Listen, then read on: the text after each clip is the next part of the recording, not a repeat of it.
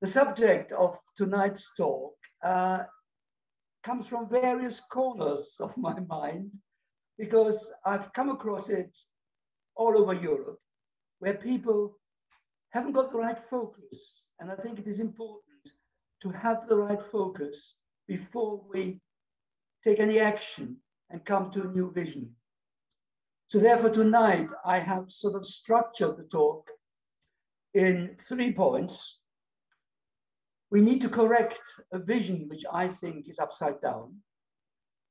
And watching last night's news, I seem to be in good company. We also tend to look at nature and at our area the wrong way around. And once we've corrected that, we can find a new vision. Most of us, if not all of us, have heard of the Northern Powerhouse. If you go online and see the wonders it will give us, it will boost economic growth enormously. It will pool the strengths of the North. It will improve the infrastructure on the end. And of course, that growing economy, so we are told, can deliver a stable society with thriving communities. What seems to be absent from the whole concept is nature, because it's very much based on the towns and cities of the North. Not that there isn't any nature there, but even around it, you have some of the most beautiful landscapes, even if they're not protected. But in the talks, in the press releases, in the ministerial approach to it, nature seems to have drawn the short straw. That is a sort of model I think we base most of our work on. At the bottom, you have a strong, vibrant economy.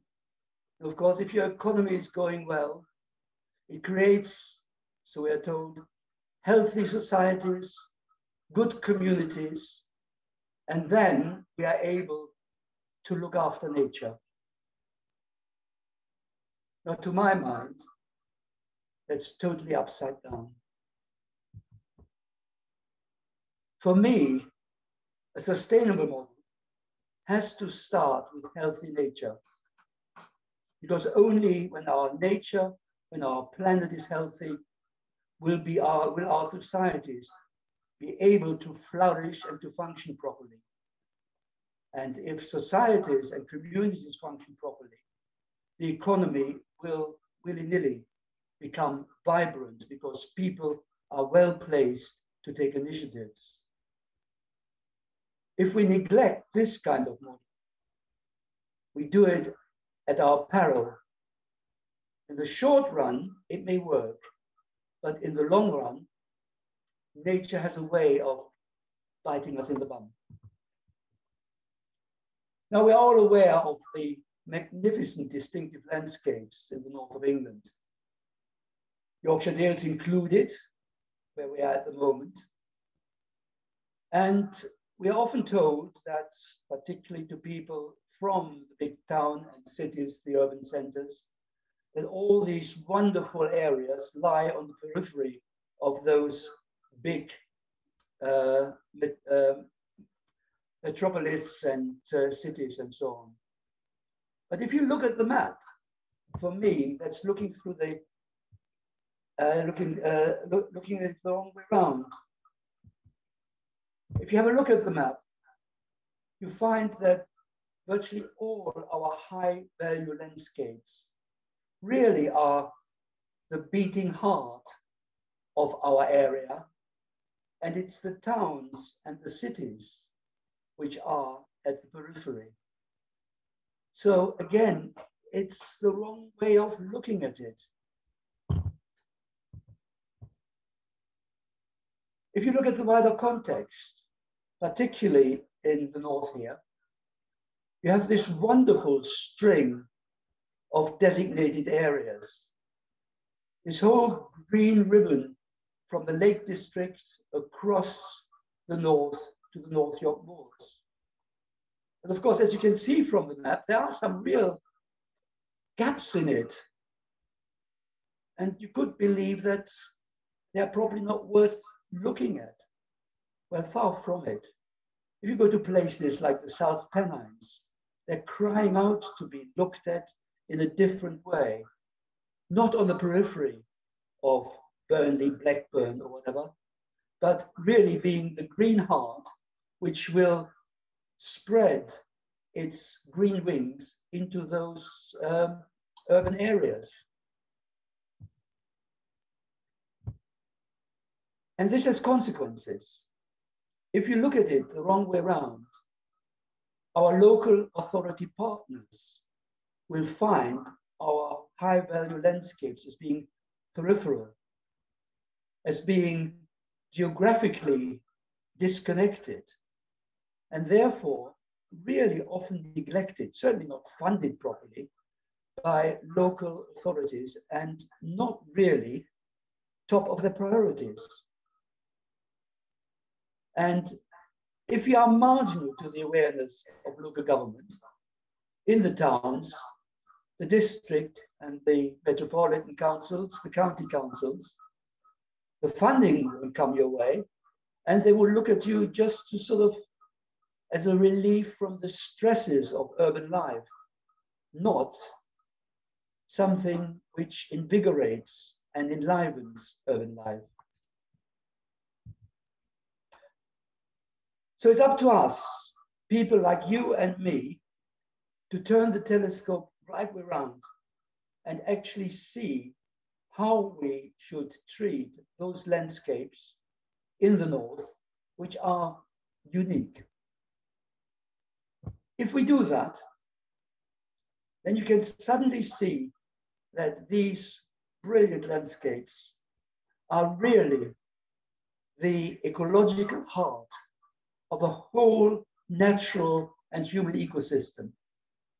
They are the beating green heart and not just lying at the periphery of those big urban centers and where they could be easily forgotten. We must convince not just politicians, but also the people living in those areas that that's the way we must look at our landscapes, designated or not. Because once we do that, then the direction of thinking will automatically change. Because to my mind, and I've always believed that, landscapes are the expression of the way people think about nature. Once you look at it the right way around, you suddenly find that those landscapes, and this one, for example, is not designated in any way, they become the crucial places where people interact with nature. And you will find, when they look at it that way, they will interact responsibly rather than just exploit it. Now, many years ago, when I was a authority member of the Yorkshire Dales National Park Authority, I put similar thoughts to an authority meeting. And I would have thought about 2/3 of the people just looked at me and couldn't believe what I was saying. They said, well, you know, in an ideal world and all the rest of it, it may work. And what they forget is that there are plenty of places, certainly in the rest of Europe, but even in this country, where people are trying to put this into place. One brilliant example is, and you see it at the bottom of the screen, the Région Provence-Alpes-Côte d'Azur in France, or PACA for short. Now that is partnership working and integration on a regional level, which I haven't seen anywhere else in Europe. They managed actually to bypass the strict political organizations of the département in France. As you may well know, France is highly centralized, and it's very difficult to do something between levels rather than going back to Paris all the time. In the Région PACA, they manage that by having small communities, vibrant meetings, partnerships, which then meet on a slightly higher level and again on a higher level, and then are actually active. They form cooperatives where they promote farming produce. They have a brilliant network of cycle lanes and cycle hire with all the intended details, and all focused very much on putting nature first. Businesses thrive there because they focus on nature rather than work against it. So if ever anybody wants to organize a study tour to that part of Provence, I'd be very happy to lead it. It wouldn't be the first time. I once took 25 Ukrainian national park officers there, and it has transformed the national park movement in Ukraine. If only they had more funding. But you don't need to go that far.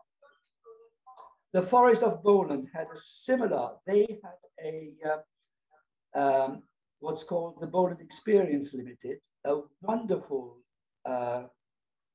community company, which did brilliant work in the Forest of Boland, but unfortunately it fell victim to austerity cuts and it shut down. Very, very sad. They did brilliant schemes of how to integrate businesses with nature, made businesses focus on nature.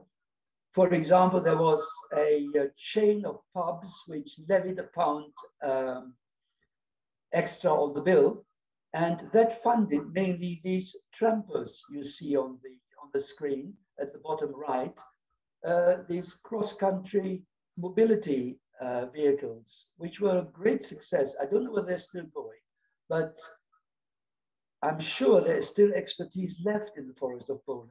We should do much more of that kind of partnership working, because it does focus on nature.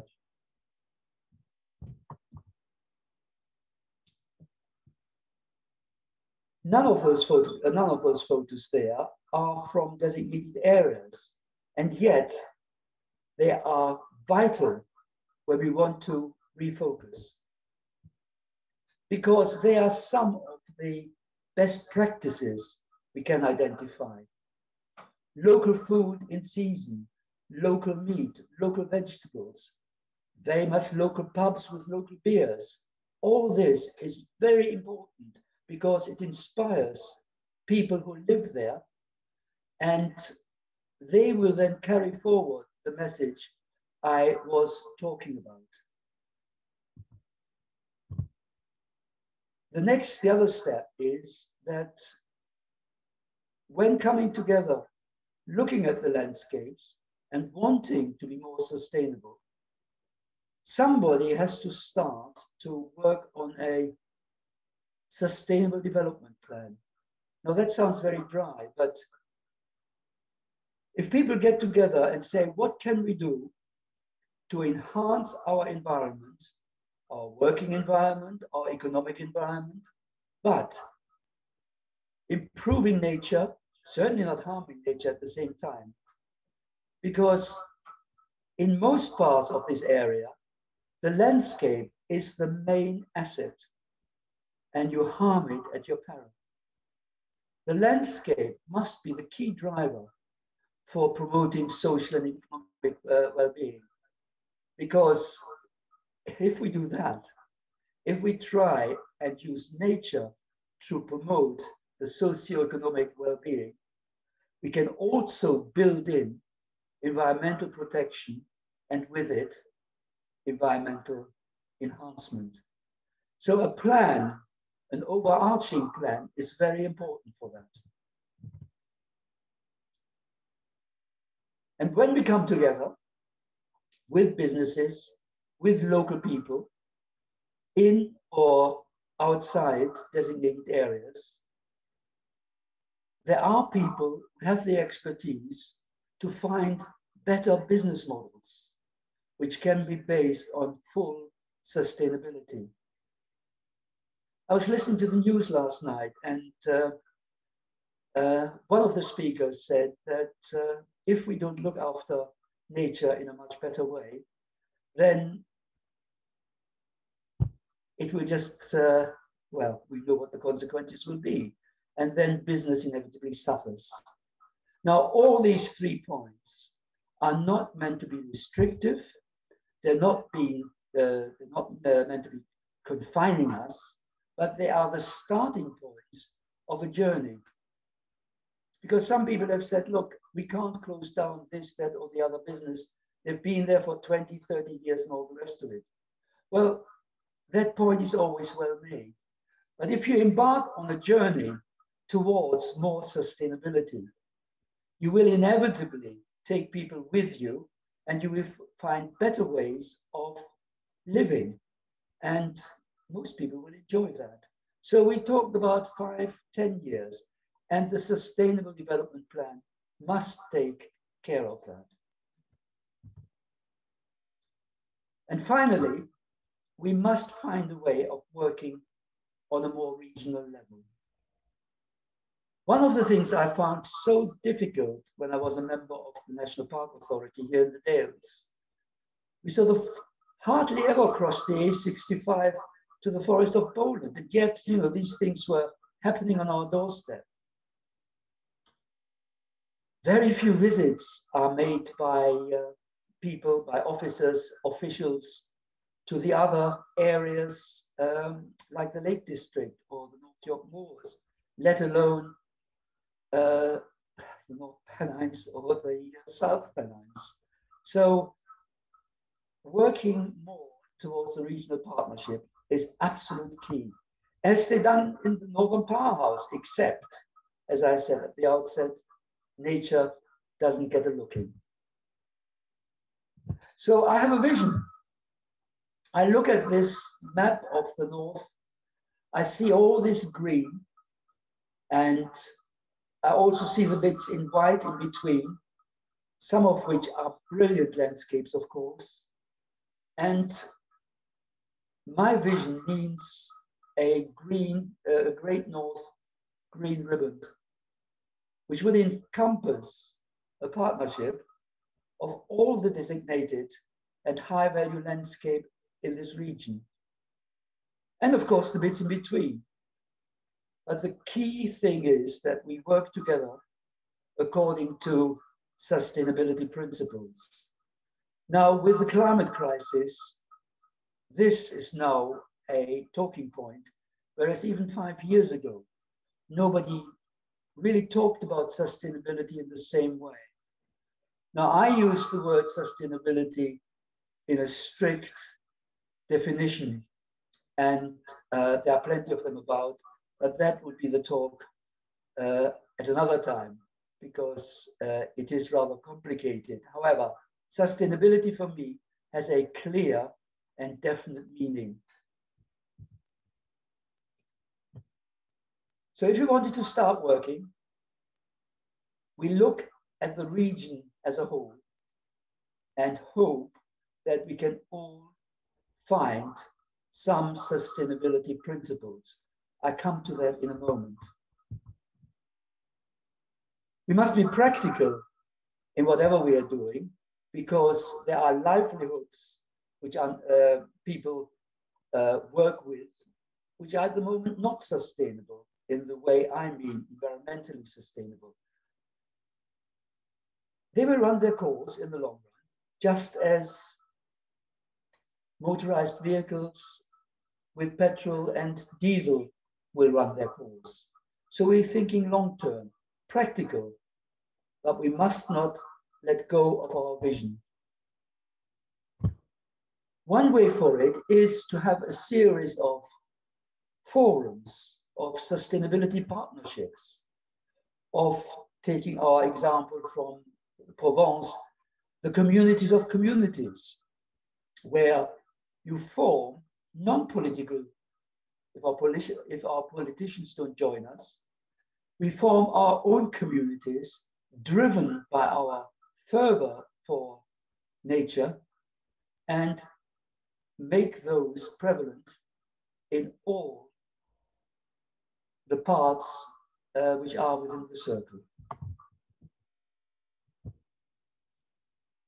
So my thoughts are, as I said at the beginning, we ought to correct this upside down vision. Easier said than done, but we are on the way to that. The second one, correcting the wrong way around vision, is a little bit more difficult because our views, our opinions are often very ingrained, but it can be done. And then we have to get together to create this new vision. Now, there are principles all over the place, which we can either pinch or develop our own. I remember, for example, it must be about 10, 15 years ago, this national park, the Yorkshire Dales National Park, applied for the European Charter for Sustainable Tourism. Now that charter had 10 sustainability principles, which this park signed up to. It also included Nidderdale, but even more, it included the whole area of the then, what was it called? The Yorkshire Dales and Harrogate Tourism Partnership. So Harrogate signed up to these 10 sustainability principles. Now, if that could be done 10, 15 years ago, we should be able to do the same yet again. So my vision is of a series of sustainability partnerships, and I challenge every one of you tonight, what could you do to be part of such a partnership? If you are part of an organization already, such as one of the protected areas, or not protected areas, an organization like Pennine Prospects, or a local authority member, district council member, county council member, all of you, you've got a duty to look forward to a more sustainable future and to start these sustainability partnerships to link together this magnificent landscape which we have. So that's all for the moment.